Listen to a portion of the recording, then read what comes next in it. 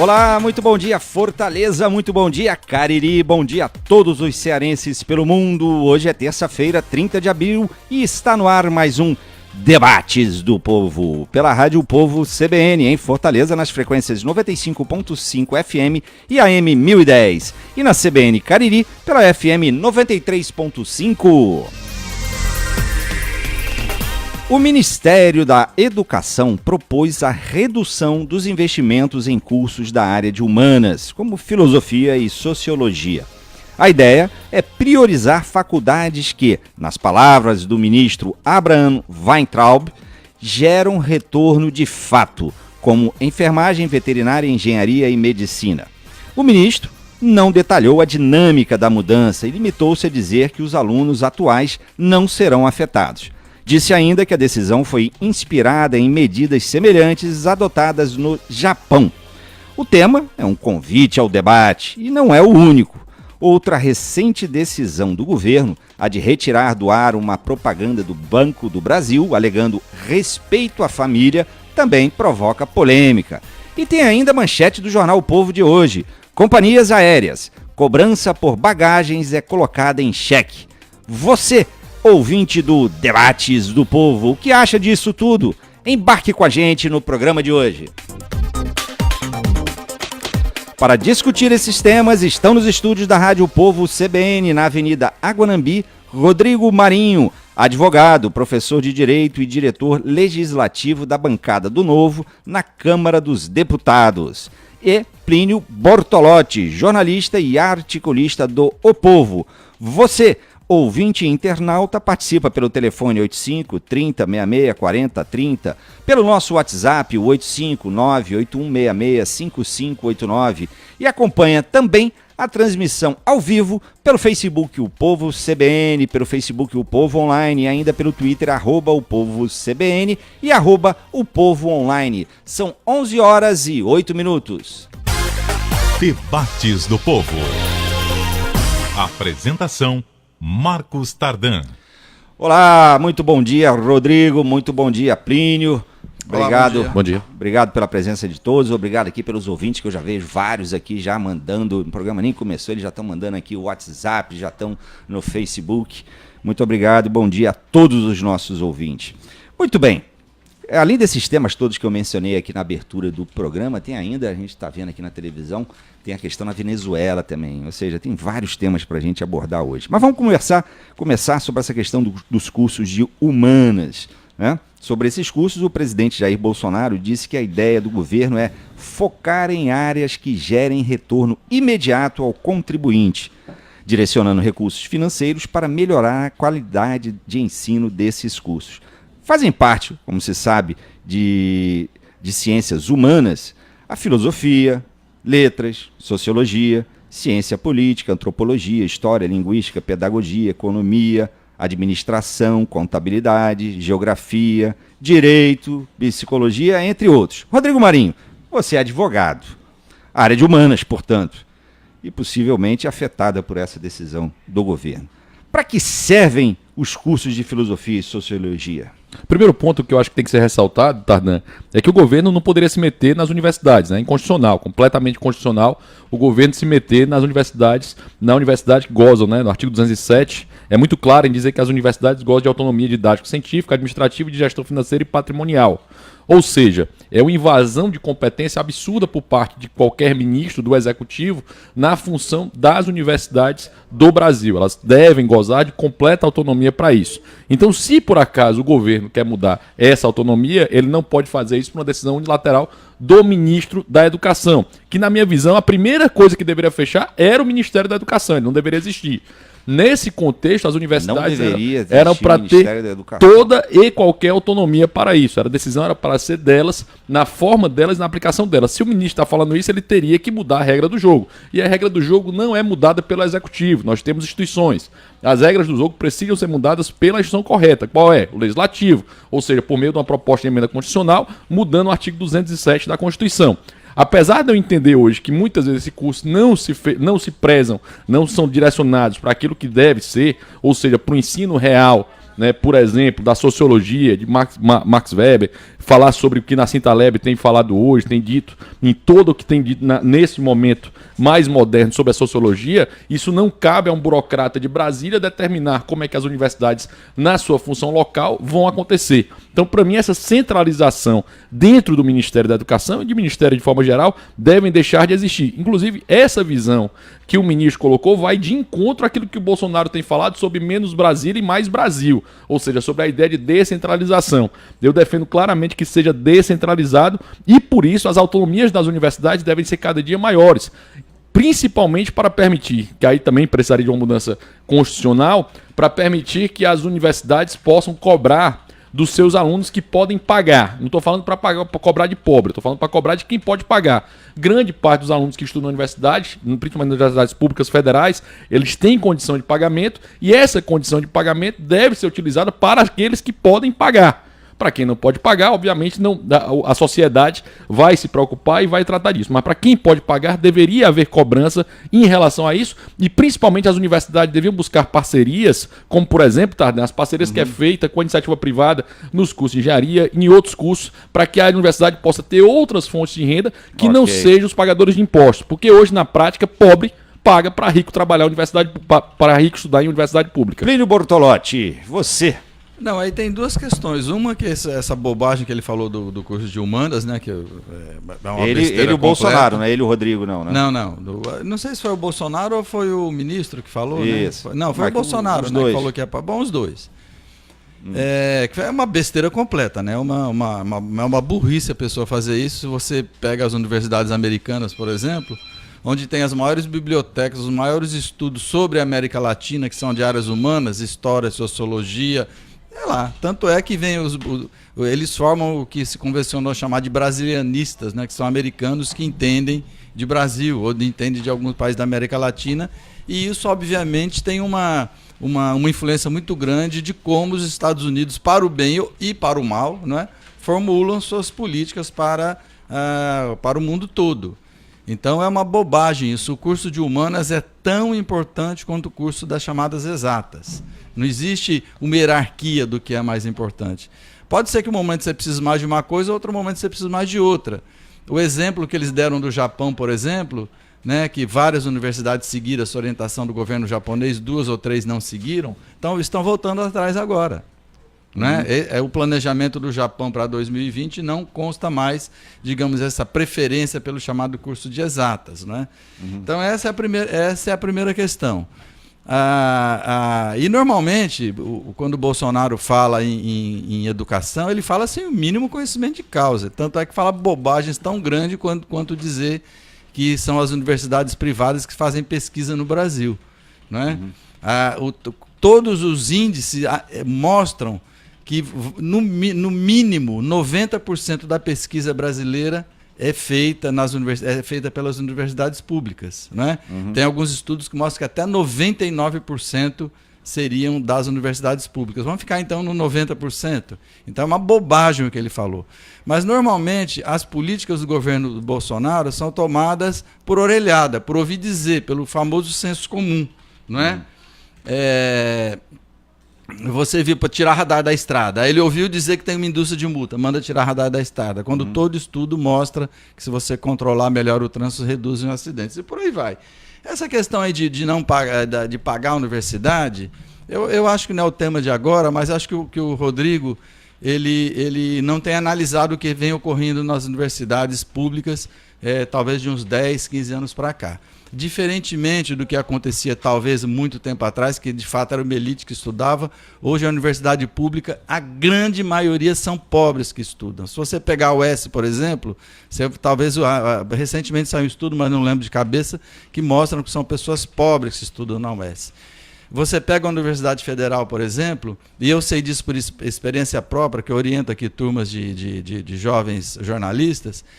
Quando eu comecei esse curso, 10 anos atrás ou 15, de fato era só pessoas de classe média que chegavam aqui. Hoje, por exemplo, se eu pegar essa última turma que entrou, Eu acho que talvez tenha um ou dois meninos que podem ser considerados de classe média, os outros são de origem bem humilde. Então, esse perfil do estudante mudou bastante e isso foi uma grande contribuição do Enem e também das bolsas de estudo e financiamento universitário. Muito bem, vamos Como aqui eu, alguns... Só um ponto. Como eu sou professor também, Plínio, dessa situação, eu sou orientador de grupos na Universidade Federal do Ceará, principalmente nos cursos relacionados à medicina, direito, né, os cursos Esses que são considerados... continuam, é verdade. E aí eu acho que mesmo continuam. quem pode pagar, é uma regra muito simples. A universidade precisa ter outra fonte de custeio. Isso não é algo absurdo, não. A universidade hoje vive de dinheiro dos pagadores de impostos. Na prática, se os pobres não podem estudar nas escolas, por que eles estão pagando essas escolas? Não há qualquer lógica nisso. Ainda que seja um ou dois. Que um ou dois paguem.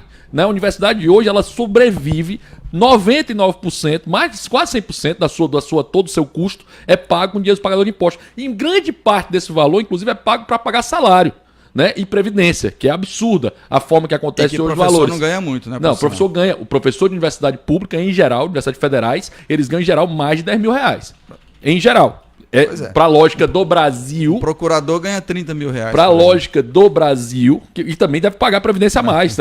Também acho que é muito. Também acho que os pagadores de impostos pagam muito para isso. Mas para quem ganha acima de 10 mil reais no Brasil, ele está no 1% da renda do Brasil. Ou seja, ele está entre os 1% mais ricos do Brasil. É por isso que, por exemplo, uma reforma da Previdência é tão necessária. Exatamente para equilibrar esse desequilíbrio que há hoje. Eu não vou entrar nesse debate, não, mas o que se cobraria do estudante hoje que pode pagar, talvez nem pagasse o custo que é cobrar dele. Mas tudo bem, não é o debate. Vamos lá. Deixa eu ouvir aqui os ouvintes. Não, eu vou me meter de novo nesse ponto aqui. Ele está dizendo que não vai entrar no problema. Mas o problema do curso de Sociologia e Filosofia que estão colocando se houvesse renda para pagar, ninguém estava incomodado. Ou seja, ninguém se incomoda que a universidade privada tem o curso de Filosofia e Sociologia. Se incomoda que pagadores de impostos paguem para isso. Mas quem está incomodado é o Bolsonaro. Eu não me incomodo com isso. Não, estou dando só um exemplo do fato. Tá certo. Quem está incomodado é o Bolsonaro. Desculpa, Tardan. Vamos lá, Lúcia Pinheiro, nosso ouvinte, diz: isso não vai resolver, pois eu tenho uma filha que se formou em enfermagem há 5 anos e até hoje ainda não conseguiu um emprego. É outra questão, né? O Gilson, do Parque Dois Irmãos: como alavancar o país sem investimento na educação? Sem sociólogos e filósofos? Pergunta o nosso ouvinte. O Edson Sá manda uma mensagem um pouco longa aqui, mas é uma provocação interessante. Ele diz: o Japão sofre uma crise populacional. As pessoas não têm tantos filhos. O Japão é um país altamente tecnologizado. Inclusive, isso é relevante, eles constroem vários itens que dispensam um tratamento humano, até mesmo sexualmente. As bonecas e sistemas de computador no Japão são tão realistas que substituem os parceiros humanos. O Japão é o exemplo da tecnologia sem o trato humano, que só pode ser dado pelas ciências humanas, enquanto ferramentas da importância histórica e cultural do homem. Em 2015, o governo japonês diminuiu e até extinguiu cursos de humanas. E isso é sintomático em uma população que se automatiza totalmente. É uma provocação interessante, uma boa reflexão, né? Legal, mas talvez ele não saiba ainda que eles voltaram atrás nessa questão. Basta dar uma busquinha na internet que a pessoa acha. E mesmo assim é se meter numa cultura milenar, não é uma cultura que começou agora, é uma cultura milenar relacionada ao tratamento interhumano há muito tempo, para se meter e dizer que a cultura do Japão não funciona por isso. Na verdade, isso é um erro tremendo. Não funciona, não. O que ele falou agora é que a cultura se automatizou e, baseado em automatização, segundo ele, não há mais cultura interpessoal para as pessoas, porque as máquinas resolvem isso. Né? Assim, não é bem isso. Né? Exatamente isso que ele falou, não é isso, Plínio? Só para confirmar a informação, para não distorcer a informação aqui. Foi isso que ele falou e eu estou querendo afirmar que nesse sentido, dentro do que o ouvinte falou, buscar diminuir muito uma cultura milenar. O Japão não é um país que tem 500 anos, o Japão é um país que tem milênios. E ele é um país que tem uma cultura fortíssima, extremamente respeitada, extremamente tratada na relação interpessoal, né, que tem uma vantagem imensa em termos de produtividade com relação ao Brasil. Lá, por exemplo, os japoneses produzem 5 vezes mais do que os brasileiros. Por isso que eles têm uma condição de vida bem maior do que a do Brasil em termos de riqueza. Muito bem, deixa eu ver aqui mais. O Diego Everton, do Conjunto Ceará, diz: esse governo é uma vergonha, deveria cortar as regalias deles e não para a área de educação. Vamos mais aqui. O Pereira Nogueira diz, ele está só dizendo que está nos ouvindo lá de Barro Preto, em Aquiraz. A Luciana Costa diz: segundo as estatísticas dos institutos do Lula Arápio, aumentou o número de pessoas ingressando nas faculdades. O que ele fez foi dar bolsas de estudo, mestrado e doutorado, como compra de militância para doutrinação nas escolas. Essa aí projeto viajou, sedento de ganância, poder e manipulação de massas. Tá aí a opinião da nossa ouvinte, Luciana Costa. É engraçado, ficando nessa parte das bolsas, universidades como Harvard, como Cambridge, ela tem esquemas de ex-alunos, né, chamados alumnis, que eles conseguem pagar valorizando aquilo que foi dado para eles em algum momento. Eles fazem hoje bolsa de estudo para estudantes de baixa renda, ou seja, a iniciativa privada, por exemplo, no caso de Harvard, consegue resolver o problema dos mais pobres em vez de retirar o dinheiro dos mais pobres, que é como acontece hoje em grande parte das universidades públicas. Hoje a classe D e E, em geral, tem muita dificuldade ao acesso à universidade, mas paga pela universidade com uma classe A, B e C. Eu tô achando que o Rodrigo está concordando aí com o Bolsonaro, viu? Porque tanto que ele ataca as universidades públicas, porque toma dinheiro, não sei o que é isso. Quando você investe em educação, você não está tomando dinheiro de ninguém. Você está fazendo investimento. Já que você falou do Japão, os Estados Unidos têm uma cultura e uma tradição bem diferente da brasileira. Né? Espera aí, Rodrigo, calminha aí. Os Estados Unidos têm uma cultura diferente da brasileira. E não é tão lindo e maravilhoso lá, não. Se você pegar o tanto que estudantes devem nos Estados Unidos, é uma dívida impagável. Espera aí, Rodrigo. É porque você está repetindo o argumento. Calma, mas eu tô falando. Aí Fale, você ouve. fica à vontade. É claro. Então, o que acontece lá, se você pegar a dívida dos estudantes que tem que pagar a universidade, que não é todo mundo que ganha uma bolsa em Harvard, são pouquíssimos, e é difícil conseguir, tem uma dívida lá quase que impagável. É uma dívida parecida com aquela que levou a quebra de 2008 nas casas. Então, não é essa maravilha que você está dizendo do sistema americano. Vamos chamar um intervalo agora. E o sistema brasileiro... O que há é um ataque dirigido à universidade pública no Brasil, do qual você faz parte. O Plínio incomoda muito em distorcer as palavras, ele começa a distorcer nas minhas palavras. Mas eu volto para a você é que tem um viés autoritário e você fala e depois não quer ouvir. Um viés autoritário está se repetindo, Plínio. O Caio Luiz, nosso ouvinte, diz dia após dia uma proposta mais absurda que a outra vindo desse governo. Ele não fala isso aqui pelo Twitter. Mas vamos lá, vamos a um rápido intervalo. Eu convido novamente os ouvintes a participarem do programa de hoje pelo telefone 85 30 66 40 30, pelo nosso WhatsApp 85981665589 e acompanharem também a transmissão ao vivo pelo Facebook O Povo CBN, pelo Facebook O Povo Online, ainda pelo Twitter @o Povo CBN, @o Povo Online. Muito bem, são 11 horas e 23 minutos. Até já.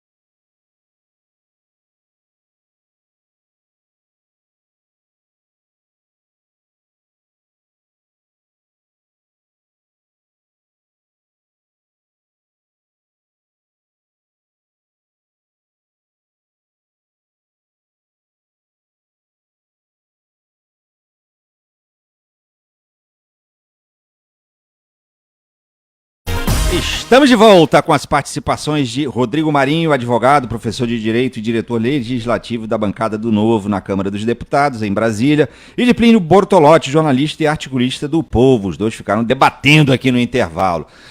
Os nossos ouvintes entram em contato conosco, participam do programa pelo telefone 85-30-66-40-30, pelo nosso WhatsApp, 859-8166-5589, e acompanha também a transmissão ao vivo pelo Facebook O Povo CBN, pelo Facebook O Povo Online, e ainda pelo Twitter, @o Povo CBN e @o Povo Online. O Oswaldo Modesto Silva Filho diz: Plínio, já que você fala em investimento, posso pegar o seu dinheiro e investir no que eu quiser, sem me perguntar no que você desejaria investir, pela sua lógica de que as universidades é investimento.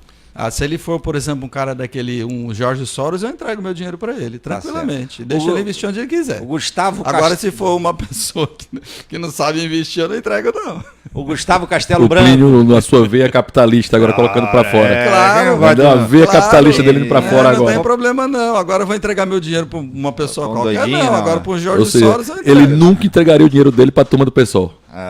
O Gustavo Castelo Branco diz: quem está incomodado é o pagador de impostos. Cursos de filosofia e sociologia são fetiches da esquerda.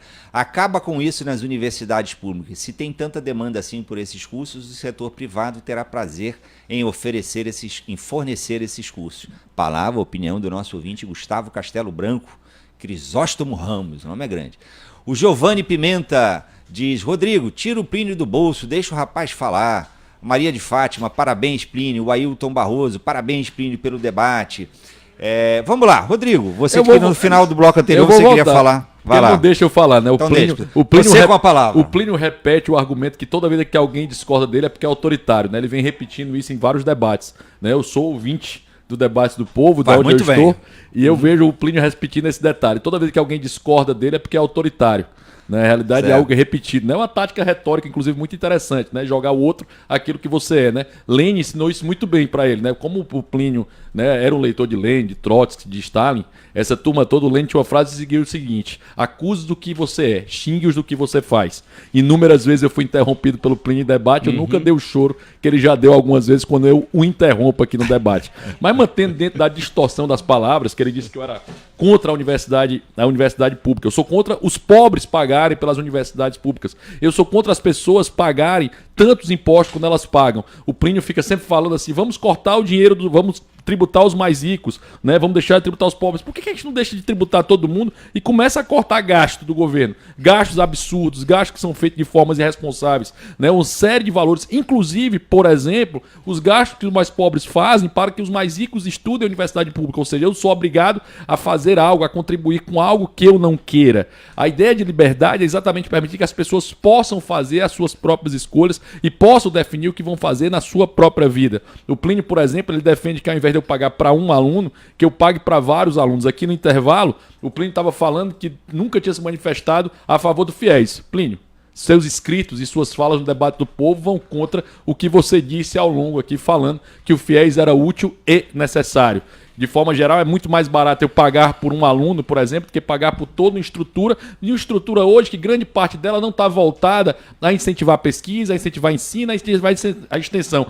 Grande parte hoje do orçamento das universidades servem para pagar grandes salários, servem para pagar, inclusive, aposentadorias altíssimas que são pagas hoje. Pela perspectiva que você defende, pela lógica dos mais ricos, se alguém está sendo tributado a mais acima de R$10 mil, que é quem está 1%, está cumprindo o que você sempre defendeu, que os mais ricos paguem. Ok, Plínio. Bom, deixa eu retornar aqui uma questão. O modelo que o Rodrigo quer de universidade aqui para o Brasil, eu achei aqui no El País, eles dizem que os estudantes americanos que terminaram o curso devem 6 trilhões de reais de empréstimo que precisaram fazer para fazer a universidade. E que esse valor representa nada mais nada menos que a riqueza da Espanha, por exemplo. Então você vê o tamanho do problema que é você não ter universidade pública e mandar a pessoa se virar com a universidade privada. 6 trilhões de reais, né? Não é dinheiro para... E tem alguns analistas que dizem que essa dívida pode levar a uma quebra do sistema equivalente àquela das moradias, né? Que pode levar. Quer dizer, a pessoa sai da universidade, nunca mais consegue pagar a dívida. Esse é o modelo que o Rodrigo quer trazer para o Brasil. Espera aí, Rodrigo. Não, eu pensei que estava terminando, perdão. Não terminei, não. Vá com calma. Vai lá, vamos lá, que tem os ouvintes também que querem participar. Tenha nervos. E o Rodrigo tem razão. Tudo isso que ele citou eu li.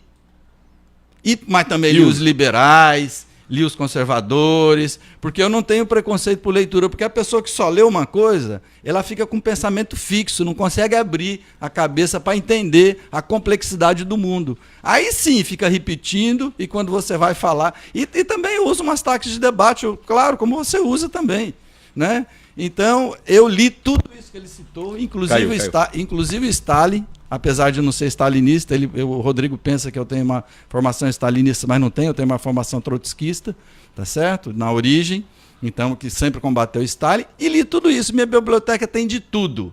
Não tem só os liberais, mas tem também os liberais, porque é assim que eu abro minha cabeça para não ficar obcecado com algumas Muito bem, deixa eu ouvir aqui, deixa eu dar voz aqui a alguns ouvintes. O Jorive Silva, o maior detentor das desigualdades sociais é exatamente o Estado. O Diego Melo diz, professor de universidade pública ganham entre R$8.000, iniciante, e R$20.000, professor titular. Acho que é um comentário, a propósito de um comentário que o Rodrigo falou, mencionando 10 mil, se eu não me engano. O Agis Loyola diz, pessoal fala do A média é acima de 10 mil. O Agis Loyola diz, pessoal fala do Japão sem conhecer. Aqui o que faz a sociedade ser muito mais madura é exatamente a parte humana e a importância do respeito entre as pessoas. Sem falar que é uma cultura milenar. Não existe razão para se fazer esse tipo de comparação, nem pelo ministro. A Letícia Sampaio, grande Rodrigo Marinho. O Robson Magno fala para o Plínio que ainda tem vaga em Curitiba para quem quer fazer greve de fome. Entendi. Mas assim, só para ficar claro sobre a cultura milenar, quem falou da cultura milenar não foi eles citaram o exemplo das universidades. Quem citou a cultura milenar e criticou a cultura do Japão aqui foi o ouvinte que o Plínio defendeu. Dentro da questão aqui do Trotsky, eu citei de propósito Lênin, exatamente para demonstrar que se lê de tudo, deve se ler de tudo. Eu leio tudo sem imaginar, leio Grant, e Rosa Luxemburgo, que bom que você esclareceu. Li todos eles, inclusive. Mas eu achei muito interessante o Plínio citar Trotsky como se fosse um grande homem. Um dos maiores genocidas da história da humanidade, matou milhões de pessoas. Né? Inclusive tem um ótimo seriado no Netflix falando um pouquinho da história de Trotsky, e Trotsky justificava. Tem um ótimo livro do Trotsky que é A Nossa Moral e a Moral Deles, em que Trotsky fala claramente que para conseguir aquilo que ele buscava, não importava o caminho. Na verdade é um exemplo, né? Uma fala de Trotsky muito interessante. Pode matar, Trotsky? Não. Pode roubar? Não. Mas e pelo partido, senhor Trotsky? Pelo partido camarada Trotsky? Pelo partido tudo pode. Ou seja, em nome daquilo que se defendia, não importavam os meios. Para quem não sabe, essa história é conhecida, né? Quando uma determinada população não conseguia combater o exército branco, Trotsky matava na sequência de 10 em 10. Na realidade, como o Plínio disse, ele realmente se inspira no autoritário, no assassino, no genocida, dentro de uma guerra, que depois entre eles houve um combate muito forte, né? Lenin queria que Trotsky assumisse o poder e Stalin assumiu o poder porque ainda era mais mal, digamos assim, do que o próprio Trotsky. Na realidade não significa que o Trotsky seja bom por isso, significa que ele seja muito mal por isso, né? Que é inspirado, por exemplo, nas ditaduras hoje comunistas que temos aí, cubana, venezuelana, Coreia do Norte, todos eles inspiram esse mal. Eu quero agradecer essa aula que ele nos deu aqui, fico muito agradecido ao professor Rodrigo. Mas tudo isso que ele disse, eu já havia lido, tenho esses livros em casa. Eu não falei em grande homem, a palavra é dele, mas não tem problema não. Eu tenho essa origem trotskista, não escondo, né? Não escondo essa origem trotskista. E na verdade, só para fazer uma pequena correção, já que eu acho que eu li um pouco melhor do que você, o que Trotsky dizia é que os meios, não é que os meios justifiquem os fins, os meios estão ligados aos fins. Né? Podemos até discordar disso. Que ele diz, se você tem um meio ruim, você vai chegar a um fim ruim. Se você tem um meio bom, você chega a um meio bom. Então, é essa a questão, eu não tenho problema não. Agora, de qualquer modo, eu acho que você deu uma aula entre os homens bons e os homens maus da história, e que usar em todas as tendências. Né? Vamos lá que tem muitos assuntos, muitas opiniões por isso que eu de sou ouvintes. contrário a qualquer ditadura, seja ela de esquerda ou de direita. Muito bem, concordamos com isso. Tem muito ouvinte participando, estamos vendo imagem aqui do negócio na Venezuela, está cada vez mais quente lá, né? O confronto lá do Guaidó e Maduro, que tem ali com o controle das tropas militares. Vamos falar um pouquinho de outros assuntos, mas deixa eu dar voz antes aqui para alguns dos nossos ouvintes. O Cleibe Roriz diz, incrível, população só procura fazer faculdade de Direito, agora tem que ser bom profissional, caso contrário fica a vida toda sem fazer nada. Manu Rocha diz, muito triste os rumos que a educação está tomando. Uractan Gadelha diz, muito esclarecedor. Lindomar Rodrigues, faltam nos médicos e sobram nos advogados. Tem o pessoal aqui que não gosta muito de advogado não, viu, Rodrigo? Eu acho que é uma profissão que, na realidade, por conta, inclusive, do governo do PT, que estimulou fortemente concurso público, né, são efeitos não intencionais da economia, você acabou se formando bastante advogados. Hoje o Brasil tem um número de advogados absurdo. Mas eu não acho que a forma disso seja limitar ou aumentar isso. Eu acho que, inclusive, mais liberdade funciona. Eu acho que nós temos que incentivar outras profissões, outras possibilidades. Nós temos que deixar um mercado aberto, de fato, como hoje vamos ter MP de liberdade econômica aí aparecendo, exatamente para facilitar a vida dos novos empreendedores. Muito bem. Eu só queria retomar aqui, viu, para você ver como é que esse governo apoiado pelo Partido Novo age de orelhada. O governo não é apoiado pelo Partido Novo. Ah, não? Ah, não. Então tá, desculpa. Não. Tá certo. Então deixa eu Você vai dizer aqui. que o pessoal vai apoiar o PT também, por exemplo, né? Tá certo. Então deixa eu continuar aqui. Então você vê que a explicação que o ministro da Educação deu para cortar verbas de algumas universidades, né, é que essas universidades não produziam, né, tinham que mostrar que produziam. Então, se você pegar, por exemplo, ele citou 3 universidades, a UNB, a Universidade Federal da Bahia, a Universidade Federal do Rio de Janeiro. Se você pegar, por exemplo, um ranking que tem da Folha de São Paulo, chama Ranking Universitário da Folha, RUF, a UNB aparece em 9º lugar como a melhor universidade brasileira, a UFBA, que é a Universidade Federal da Bahia, em 14º, e a UFF, que é do Fluminense, né, do Rio de Janeiro, Niterói, 16º, né? Então, aí a pessoa diz, não, mas isso aí é a Folha é um jornal assim, assado, e piriri, pororó, esses, como eles dizem, né, esses mimimi. Aí você vai para uma publicação britânica, que é uma das mais importantes para quando eles ranqueiam universidades. Aí você pega no ranking das melhores universidades da América, acho que é da América Latina, da América do Sul. Então aparece a UNB em 16º, da Bahia em 30º e a Universidade Federal Fluminense em 30º lugar. Então é o que eu digo, eles agem de orelhada. O cara ouviu o galo cantar não sabe aonde e toma uma medida, sem observar as pesquisas e os estudos. Muito bem, vamos lá, deixa eu dar voz aqui a alguns ouvintes, depois eu chamo o intervalo e dar uma volta eu queria falar de outros temas. Mas só para deixar algo muito claro, qualquer intervenção do Executivo nas universidades, viu, Plínio? Nisso nós concordamos, qualquer intervenção é inconstitucional. Não cabe ao Executivo se meter na universidade. O Isaac Mas ele Anderson, pode cortar a verba, né, como tá Isaac fazendo. Anderson, nosso ouvinte, diz, se o brasileiro for para o Japão, ele continua a ser improdutivo ou produzir menos que o japonês? E ele diz assim, não sei quem é mais radical, se o Rodrigo Marinho ou o Rodrigo Nóbrega. Em geral, quando alguém de outro país vai para países com instituições, o nível de produtividade dessa pessoa cresce. Isso é o que acontece quando vai para outro país. Tem vários estudos provando isso, para não falar de orelhada. Mas o nível de produtividade também não implica só na capacidade, digamos, manual, física da pessoa. Implica também nos equipamentos que ele tem para trabalhar, por óbvio, né?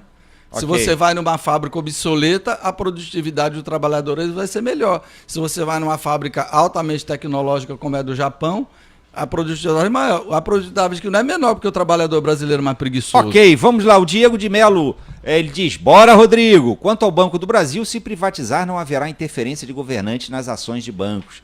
Muito bem, com essa deixa do ouvinte, no próximo bloco vamos falar de outros temas também. Mas aqui muitas participações de ouvintes que, como sempre, podem entrar em contato conosco pelo telefone 85 30 66 40 30, pelo nosso WhatsApp 859 8166 5589 e também pelo Facebook O Povo CBN, pelo Facebook O Povo Online e ainda pelo Twitter @o Povo CBN, @o Povo Online. São 11 horas e 41 minutos quase. Até já.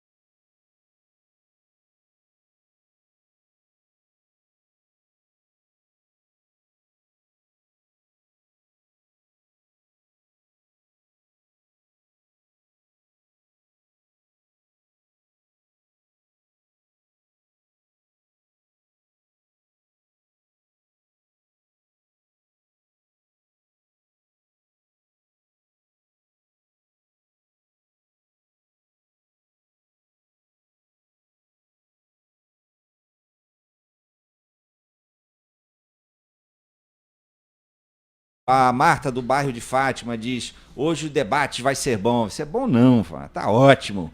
O José Menezes da Sapiranga: pela primeira vez concordo com o Rodrigo. Universidade pública para os pobres. Quem pode pagar deveria sim pagar um imposto. Olha aí, primeira vez que concorda comigo é bom. Vai ficar surpreso como vai concordar mais. Olha, o João Carlos do Papicu: qual a sua linha esquerdista, Plínio?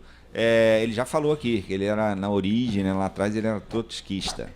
O Messias de Maranguape: o Plínio é agressivo, não deixa ninguém falar. O Paulo Porto diz... Concordo. O Paulo Eu Porto também concordo. diz: lembrar ao Rodrigo que o corte de humanas não me parece questão financeira, mas de ideologia. Porque o Bolsonaro não quer sociologia e filosofia. A Elaine da Cidade dos Funcionários: parabenizar o Plínio. Sou neta de lavadeira e filha de faxineira. Graças à universidade pública me formei e hoje sou professor do Estado. Muito legal. Ele pergunta: quando uma pessoa como eu conseguiria se formar e ainda ensinar outras pessoas se não fosse a universidade pública? Parabéns pelo seu trabalho, seu empreendedorismo na sua própria vida. Muito bem. O Marcos Torres diz: além desta aberração do ministro da Educação, ele está bloqueando recursos no percentual de 30% de universidades que promovem ou promoveram eventos ditos de esquerda. Mas também não cabe, isso é uma coisa importante, não cabe à universidade fazer evento político de esquerda ou de direita, muito menos de um lado ou do outro. A universidade tem a função de ensino, pesquisa e extensão, não tem a função de fazer militância ou proselitismo para um lado ou para o outro. Eles podem até ensinar Trotsky, Stalin, Lenin, Rosa de Luxemburgo, ensinar autores Mises, Hayek, que eu acho que é a função da universidade em termos teóricos. A função dela não é estar batendo palma e servir de proselitismo para seja qual for o candidato, seja João Amoedo, seja Fernando Haddad. Não cabe à universidade fazer isso. A universidade tem como missão ensino, pesquisa e extensão. Mas veja só, cabe à universidade fazer debates. E aí, para todo espectro ideológico. Debates envolvem pessoas que discordam, não pessoas que concordam. Não, debater Manuela Dávila com a Fernanda Haddad não é debate. Espera aí, Rodrigo.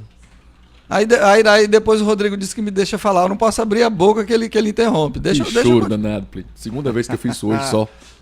Vai lá. Bom, posso continuar? Pode. Então o que eu quero dizer é o Vamos lá. seguinte: cabe à universidade fazer debate das mais diversas formas. Ou com Manuela Dávila e um liberal, ou com dois liberais, ou com dois de esquerda.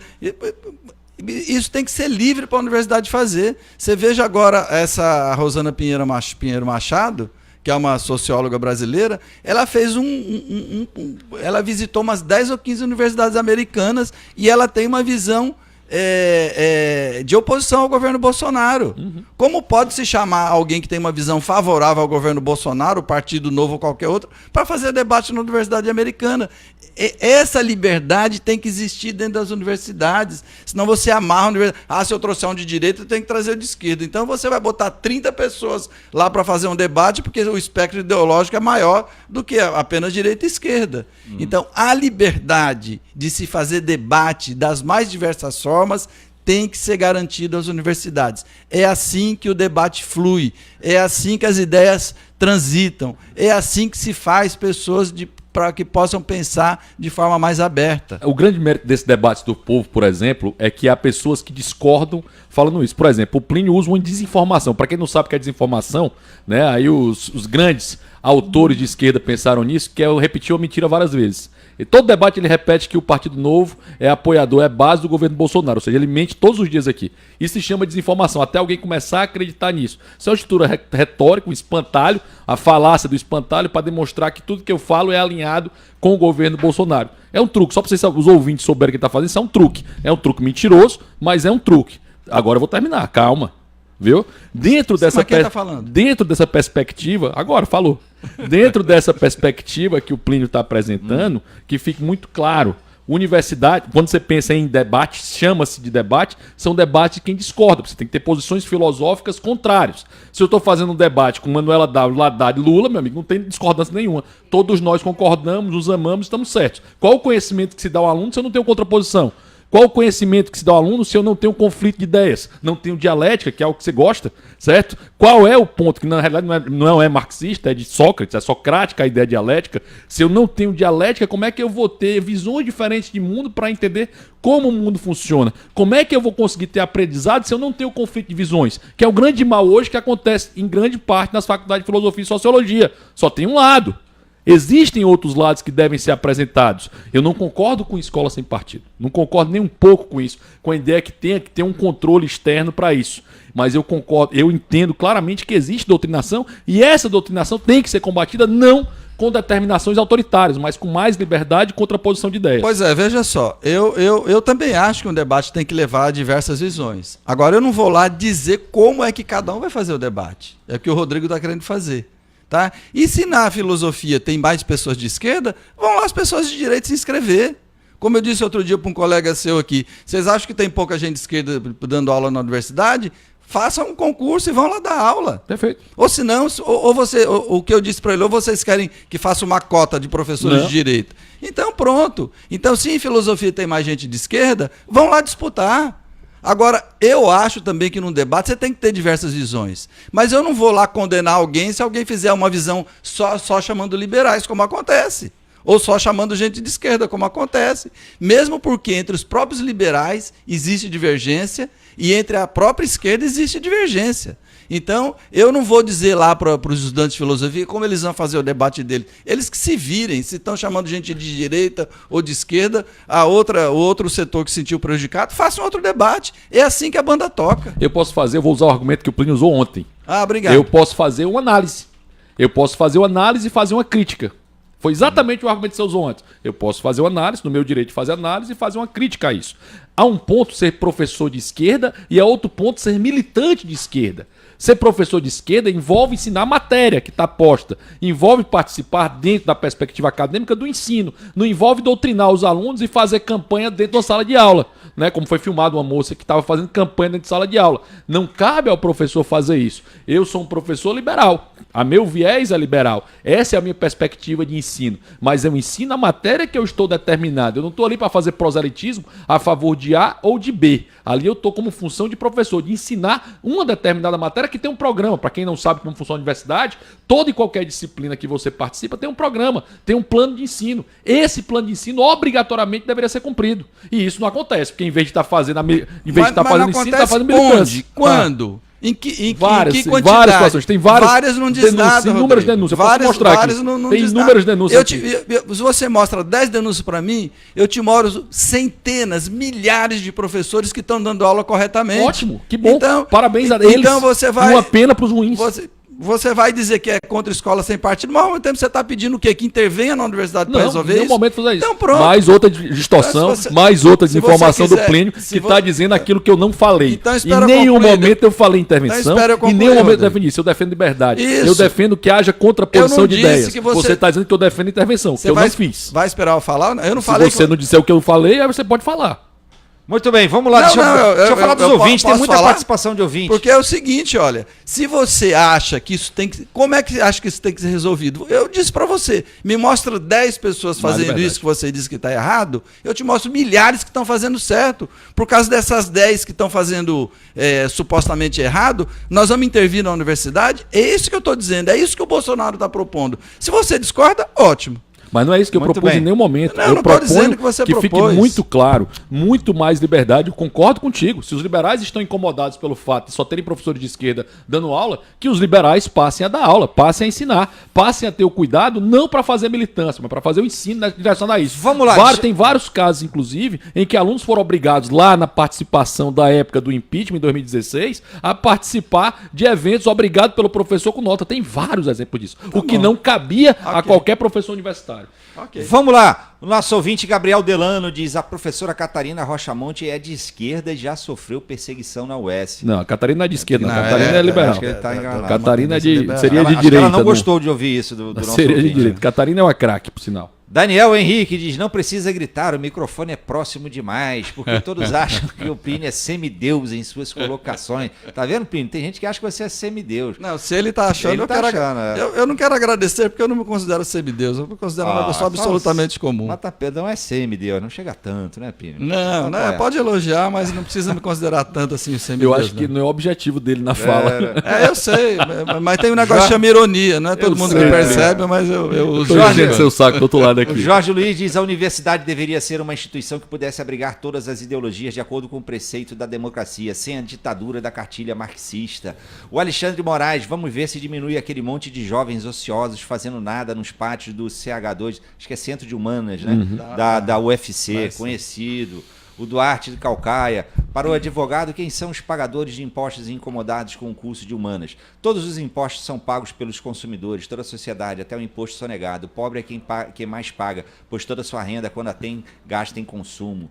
Vladimir Miranda, de Fortaleza: deixa o homem trabalhar, vai dar certo. Concordo 100%. Eu acho que deve ser pagar muito menos, mas para pagar menos impostos, nós temos que cortar custo. Para cortar custo, a gente consegue diminuir o tanto de impostos, que em especial os mais pobres pagam. Vamos lá, que eu disse no início do programa, só para ouvir, já falta, já está acabando, menos de 4 Banco do Brasil ninguém falou, né? Ninguém falou do Banco do Brasil e nem das companhias aéreas, né? Que é mais uma intervenção do governo aí. Eu vou fazer o seguinte, vou dar 1 minuto para cada um falar, e se vocês quiserem abordar esses outros temas, você pode escolher, olha, companhias aéreas, que nós não falamos, a intervenção do governo, né, nessa liberdade de comercialização das companhias aéreas. Tem a questão da propaganda do Banco do Brasil e tem a questão da Venezuela também. Vou dar 1 minuto para cada um de vocês falar, tá bom? Vou começar aqui com o Plínio. Pode ser, Plínio? Pode. Então vai lá. Não, primeiro que as companhias aéreas é aquela história, isso aqui eu falei e disse o seguinte: não vai abaixar a passagem, porque não abaixa, óbvio. Aquilo ali é para as companhias aéreas lucrarem.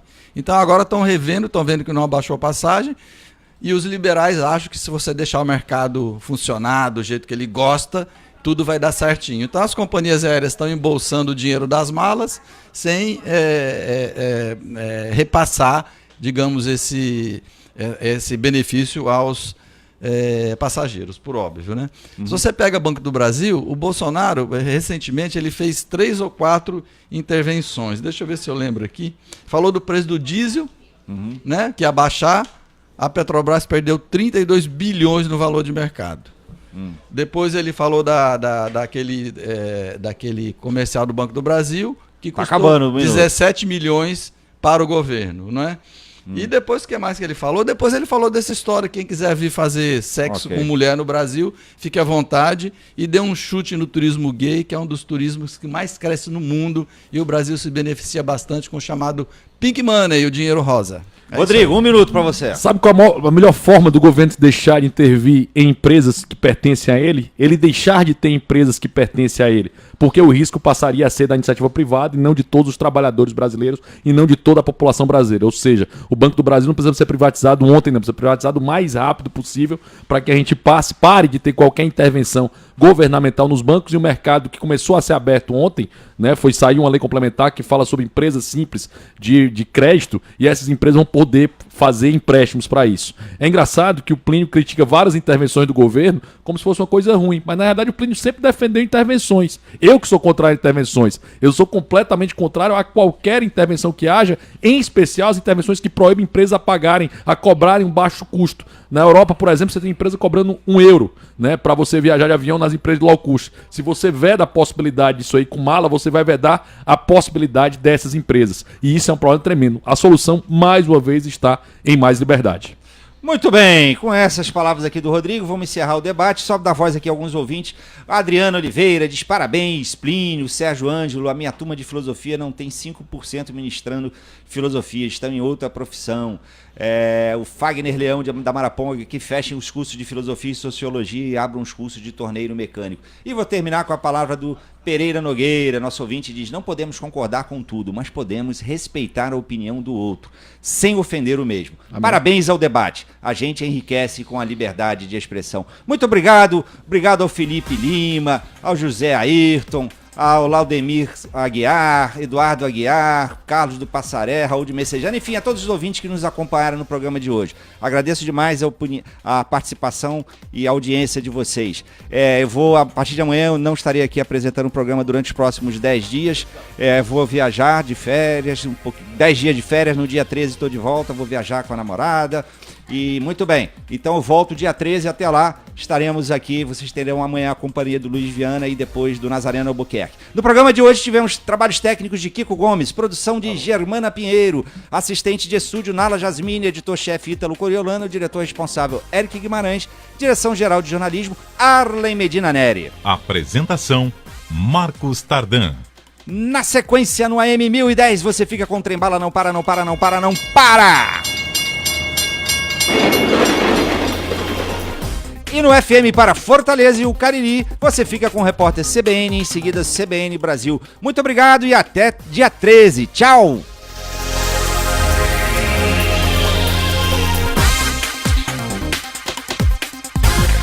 Debates do Povo.